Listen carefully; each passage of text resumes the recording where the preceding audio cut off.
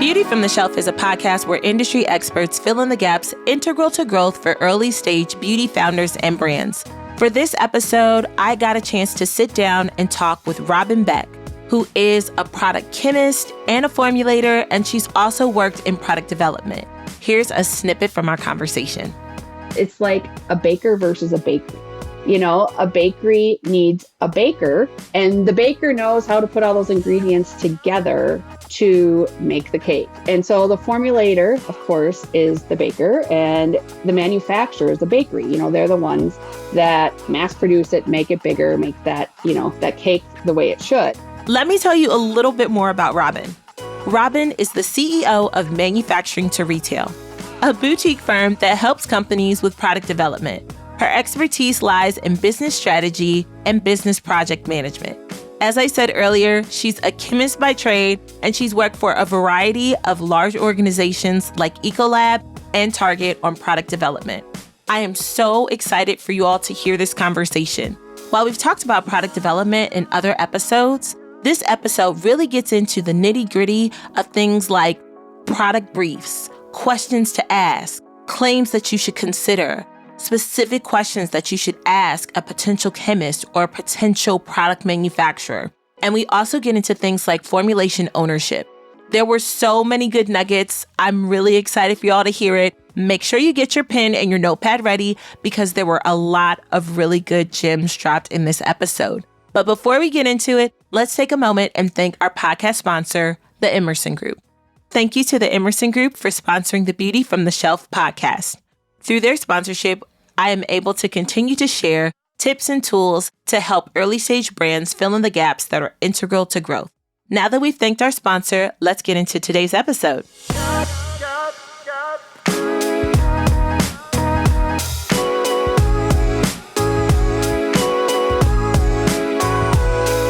So Robin, you are actually a chemist by trade, am I right? Yes, I have my master's in chemistry. I mean, I love this. Yes. So cool. So it's like you're both a product formulator, you know, by training, and also a product developer with your background at Target. So you understand all of the things that it takes to make a product, to then develop a product when it comes to retail. And then because you worked at Target for so long and they're so good at marketing and positioning, I'm saying you're like a triple threat. I am. This is awesome. I am. And then even take a step back, I worked at Ecolab. So I actually developed the products on the bench, you know, really worked with the manufacturing to scale it up. And then went another step to Target and really brought it from that manufacturing to the actual retail shelves. So I'm super excited with the experiences I've had throughout my career. And I'm just excited to be able to share that with other people now. I'm so excited to have you on the show because I think the blend of experience that you have is going to allow this conversation to be really full and really informational. So I'm so excited about it. So let's start with product briefs. Okay. Product briefs is a new term that I've learned as I'm learning more about product development myself and working with different types of industry consultants in the beauty industry. And so again, since this podcast is really targeted for founders and folks that might be new to beauty, who might not be super involved, we're going to just start with the basics. What is a product brief? What purpose does it serve? Who gets them? And what tips can you offer to new brands that are starting out as they are developing product briefs?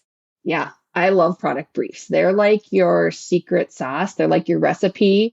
You know, they're your way to really show and help you in so many different ways. You know, most people just think product briefs can really just be, oh, you just need to talk to your R&D, and it's their way to give that. But I think of them as really being able to tell your story. And it's not just about the product, but that whole customer experience. Like, what do you want your customer to experience with your product or your brand? So there's a lot that can go into a brief. It really kind of depends on where you're at or what you want to do. But one of the main things, and I have a bunch of things we'll kind of walk through that I like to put into a brief is, you know, if you have something that's called like a brand principles, or what is your brand there for? You know, what is your story? Trying to help, again, either a manufacturer or a formulator.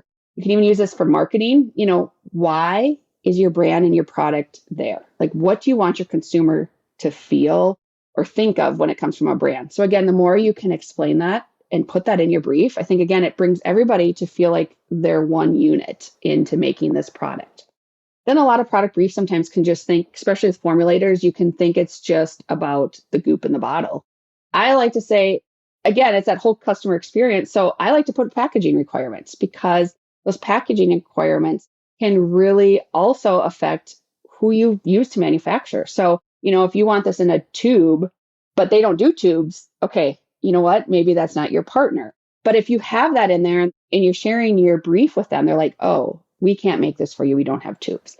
Or I've been all the way down to where we finalized the formula before and the bottle, they can't run the bottle on their lines. And then you're like, oh my gosh, what do we do now? We're trying to really fix the packaging to work for their line. So again, the more you can be upfront on what you want, the more, red flags down at the end that won't stop this product. You can think about it and adapt to it at the beginning of the project versus the end. And then you're like, in emergency mode.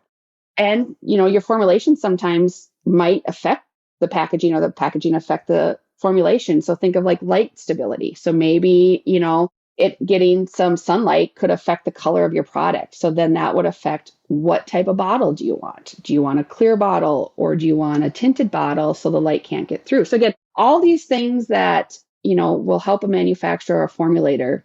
And so the more upfront you can be and have those conversations earlier rather than later.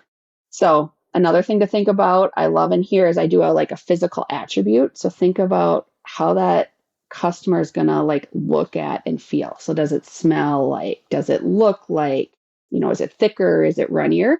Also, don't be afraid to use brands in here as examples, good and bad, right? Like I love the feel of this lotion and how it rubs on, or I hate the color and how this opacity is so gross. So don't be afraid to use some brands out there today because that really helps trigger that formulator as their creativity of what do they want and not do. And it'll help your round one samples be a little bit more to what you are looking for instead of being like, absolutely, this is not what I want. So the more information you can give them. Another section I love to put in there is product claims. And so what product claims are like, what do you want to put not only on the packaging, but what else would you want to tell in your marketing story, right? Is it, there's no animal testing. There's, free of XYZ. All those things, again, that they can help because maybe there's certain claims you think you want to make, but they're super expensive or, you just can't do those two claims together if they're regulated. So again, it's really helping the more information you can put in these project briefs earlier, the more conversations you can have and really, help develop that product to be what you want it to be. Again, don't forget to bring this back to what even those claims are for your overall brand.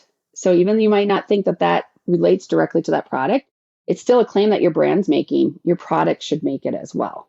So think of that.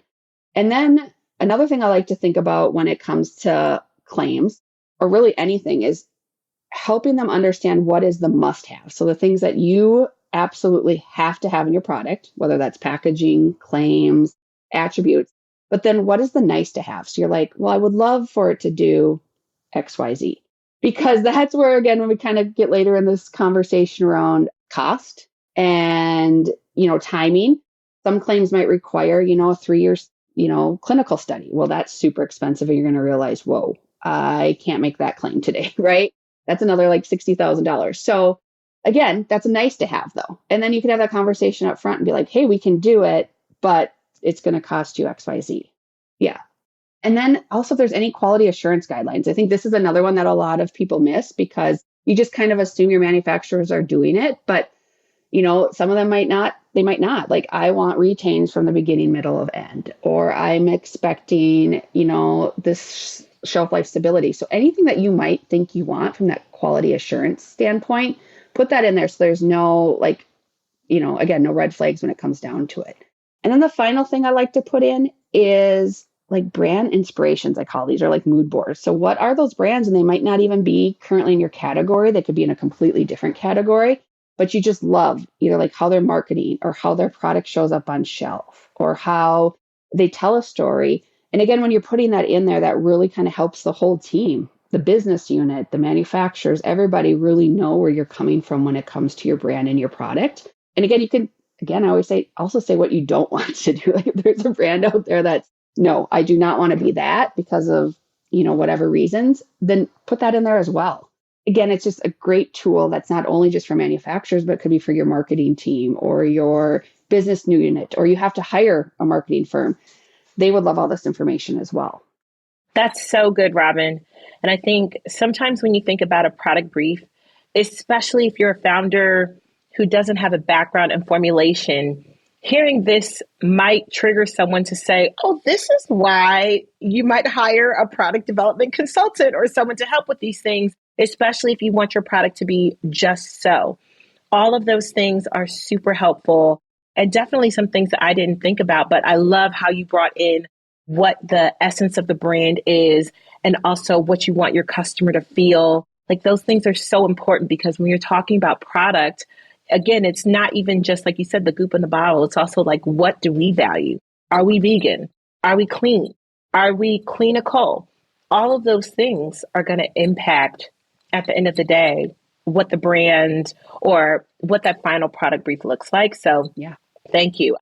Okay, so I recently learned that the chemist or the product formulator is not necessarily the product manufacturer. Typically, they're different. So, would just love to cover some of the basics of what things do you look for in a good product formulator and what things do you look for in a good product manufacturer? I love this story. So, like you said, I'm a chemist and by trade, by school. But I remember when I started my first job and they said, oh, so you know how to formulate. And I was like, yeah, no, you definitely learn formulation. It's on the job. It's not really taught at school. Maybe it's a chapter. So it's really a science. I mean, it's a science in itself. You can go to school to truly be a formulator, but that's how I explain it to my friends and stuff. It's like a baker versus a bakery. A bakery needs a baker, and the baker knows how to put all those ingredients together to make the cake. And so the formulator, of course, is the baker, and the manufacturer is the bakery. They're the ones that mass produce it, make it bigger, make that, that cake the way it should. And so that's the easiest way how I explain. And so again, some manufacturers might not necessarily have a formulator on staff, right? Maybe they expect to bring that formulation in or that expertise, or maybe they just have entry level formulators. And then some that I've worked with, I mean, literally they are the best of the best formulators on theirs. And again, it really depends on what you're looking for and where you're at in your business. Are you a strong science and you do have your formulation and, you're not going to use that manufacturer's formulator as much. You're going to go to the bakery, you know exactly what cake you want, you know exactly the ingredients, you're just going to tell them to make it. Versus, I don't know, I'm getting married, but I want this type of cake, So that's kind of how I look at it when you're kind of going to pick out that manufacturer or that formulator. It really depends on where your business is at and what it needs. Again, this goes back to that brief is so important, helping them understand, because some manufacturer might be like, whoa, we can't do this, or this is not our expertise, or a formulator even, understanding, hey, are you used to formulating sunscreens or, mascara? Where are you? Because they're all very different. It's like going and asking a baker to bake a cake versus a pie. Different ingredients, different ways of manipulating it. They can learn it and they can get there, but where's their true expertise? So when you ask that question of, how do you choose it? And honestly, just having that conversation with them, showing them your brief, finding out, what, we haven't done this, or this is a really simple formula. No problem. We got this. You have that partnership where they can, be honest and you guys can have those conversations. And maybe it is hiring another expert that can help formulate because you do like your manufacturer. So that's kind of how, I think about the difference between manufacturers and formulations and how you pick them. It's kind of based on that. And some of it will come out in your brief. Like I shared, they can't do tubes. Well, they can't make your product for you, maybe. So, yeah. I think what you're saying also just reinforces how important it is to have an idea of the end in mind so that you're not saying in the end, oh, to your point, like, I want this to be in a tube. And it's like, we don't do tubes. Yeah. And then you're like, what do you mean we don't do tubes? All of that time was wasted. So really have an idea going into things of what you're looking for, do that research, understand what that manufacturer's capabilities are, where their expertise lies, so that then you can go from there and be like, okay, boom, we've got it. You talked a little bit about the product brief. and talked about what are some of those good things that you look for. I'd love to hear from you in terms of what are the good questions to ask, especially if you are a founder who might not be a formulator, or maybe if you are a founder who is a formulator, because not all of the founders are chemists by trade, but now I've learned that you don't learn formulation when you get a BS in chemistry anyway. So they're kind of, the playing field is actually a lot more level than I Yeah. realized.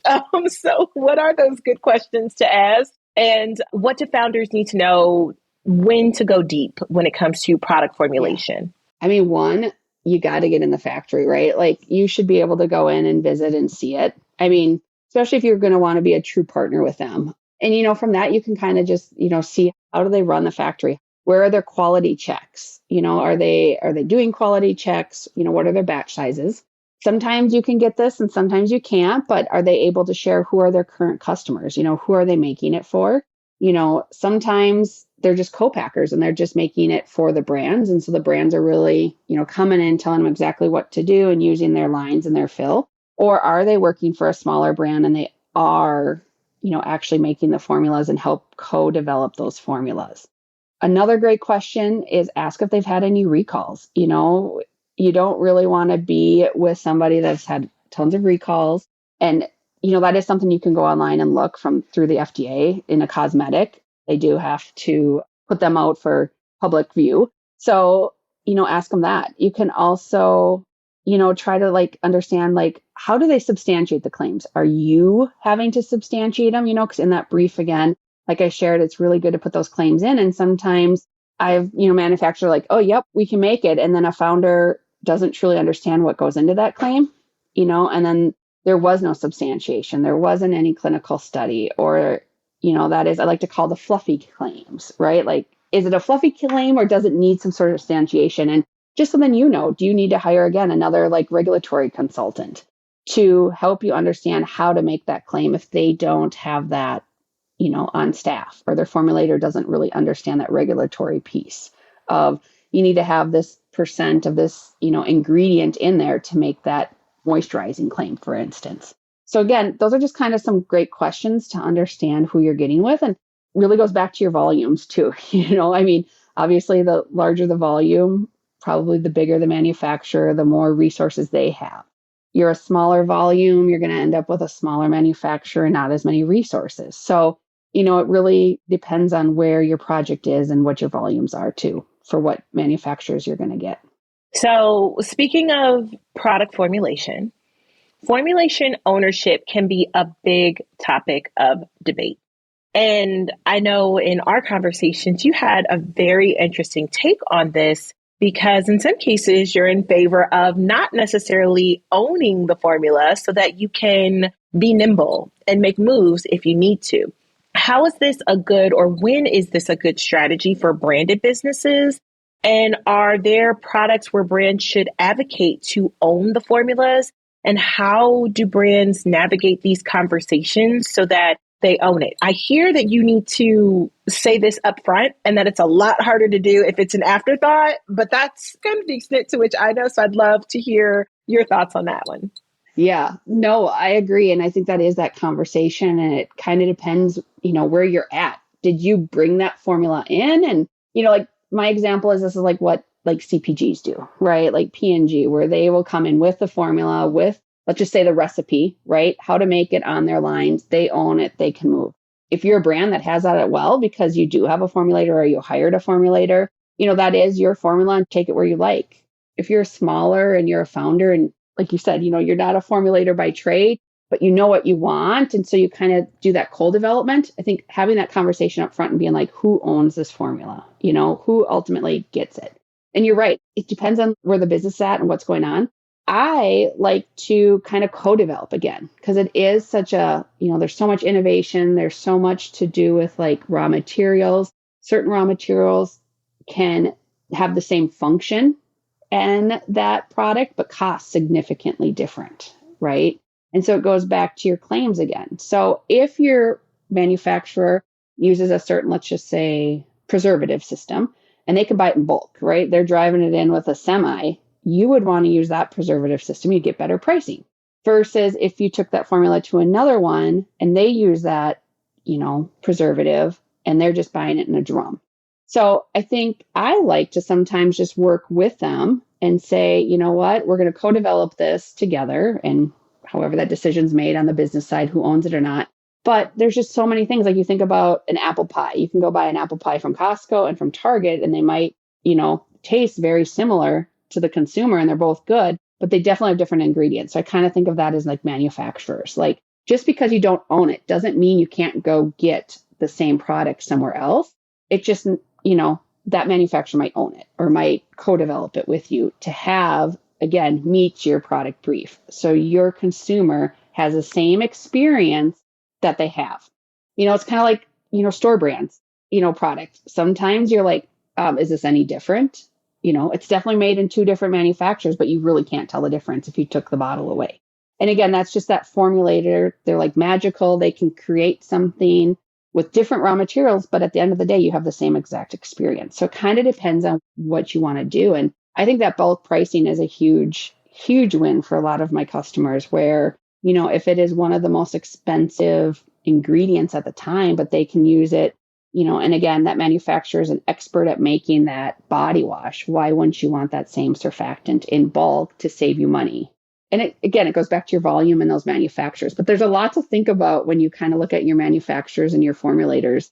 And again, why that product brief is just so, so important in your secret weapon is because it can really share that, have a conversation, and probably know on that first call whether or not they're going to be the right partner for you, just based off of what they think of your brief. I'm listening to you and I'm thinking of like viral posts that I've seen that'll show like this brand changed their formula after they got acquired by this big company. And I'm thinking, wow, they probably just like switched to a bulk surfactant and it probably didn't change. Or, maybe it wasn't a surfactant or maybe it was something else. But, Yeah. Maybe they changed the preservative and it actually isn't that different. Nope. I mean, I do have a background in chemical engineering, but I didn't go into as much detail as you did with like making products and Yeah. things. So it's very interesting just to hear those things on the brand side.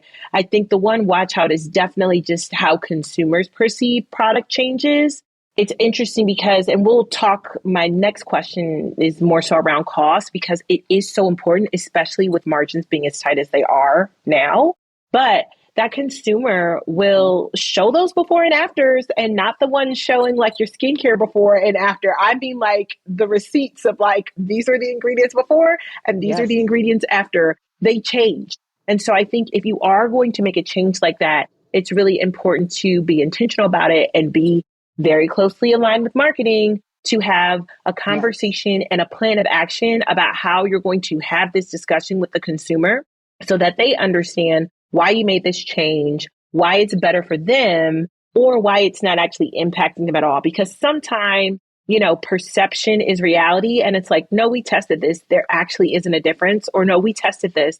It doesn't make a difference. But for the consumer, it does, Yes. And it happened a lot during COVID when there was raw material shortages, right? And you were forced to have to change it, even in the, fragrance ingredients, so your fragrance. And so a lot of consumers were doing a lot of that showing, they changed something and you need to tell them, right? You need to explain like, updated fragrance or new fragrance. Yes, there's definitely ways. Again, if you're going to save some money by switching to your manufacturer, don't let that change stop you because I think you're exactly right. You can be creative and help tell that story why, like maybe just slightly changing the fragrance. So then the fragrance changed it to the consumer, then an overall maybe feel change or color change might not be such a big deal. So yes, like don't let that stop you. There's ways that your marketing team can help be creative and understand to that consumer what those differences are.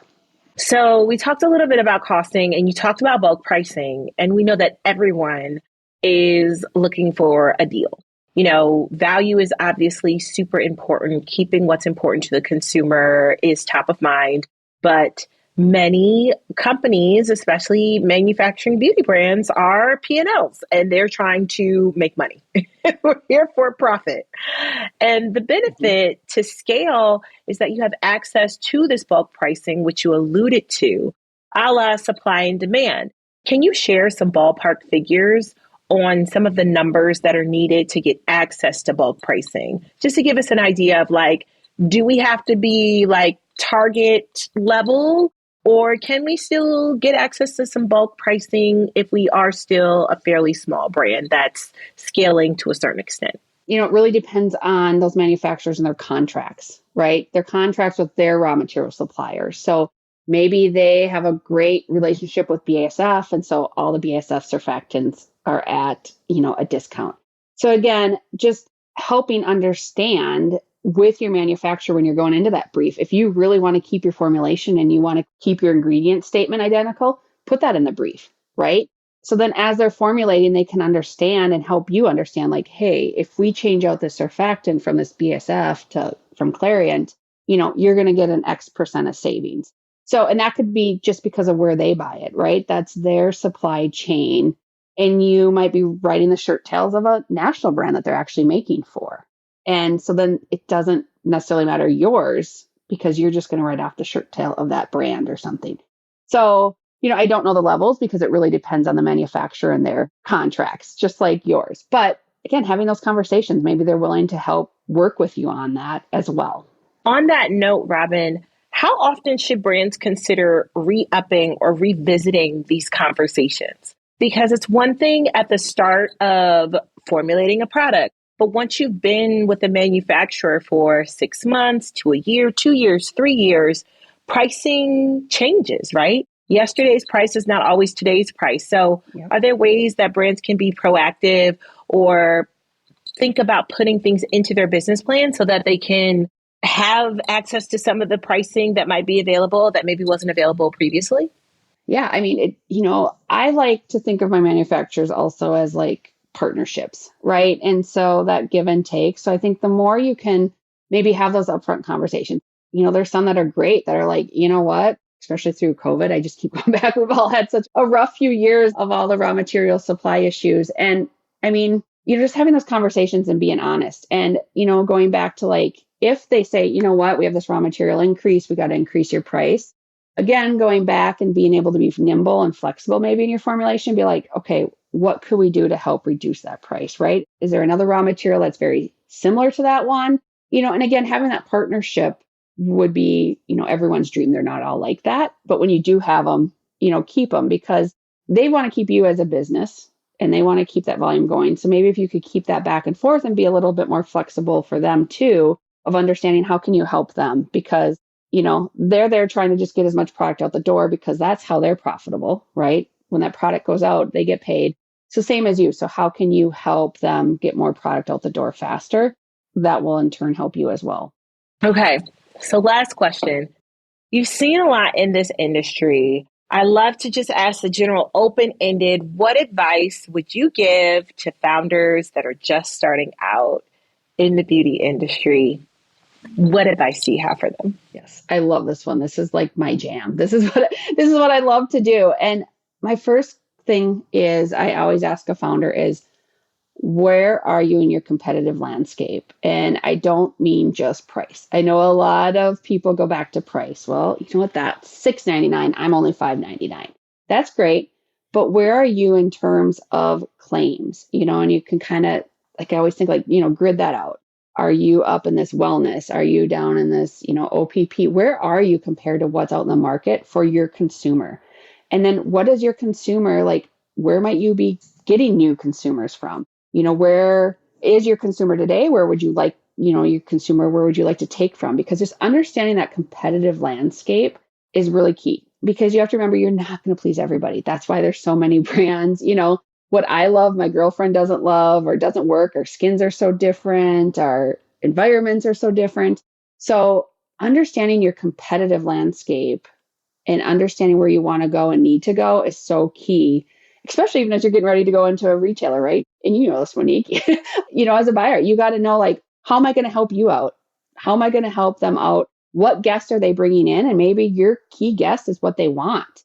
And if not, then maybe you need to kind of reshift your brand and think about who is your consumer. So, that's one thing is really understand that competitive landscape. And truthfully, be true to your roots. Like that is why you're there. That's why your brand is there. That is why your consumer loves you. So just stay true to that. I feel like sometimes some founders try to be too much, try to grow because they're looking at what everybody else is doing. And oh my gosh, they got 5 more SKUs on Walmart shelf. Be true to your consumer. And does your consumer even want that? Maybe they're just happy with your core assortment and don't try to go big so fast. So again, just understanding that competitive landscape will help your business so much. Thank you so much, Robin. This has been so informative and so helpful. I'm so grateful for your time today. Yes, thank you. Thank you for having me. It was fun to work with you again. Yeah. I know. Thank you so much to Robin for joining me on the podcast today. I learned so much and think that she offered some really important questions that are super critical to ask as you are looking to formulate product or also looking for new product innovation. If you'd like more information and details about Robin or her company, you can check out the show notes. If you found this episode helpful, I encourage you to share it with a colleague or a friend. Thank you for listening. Please rate us an Apple Podcast. It helps ensure that other people get visibility to the podcast. As always, I'll catch you on the next episode. Bye.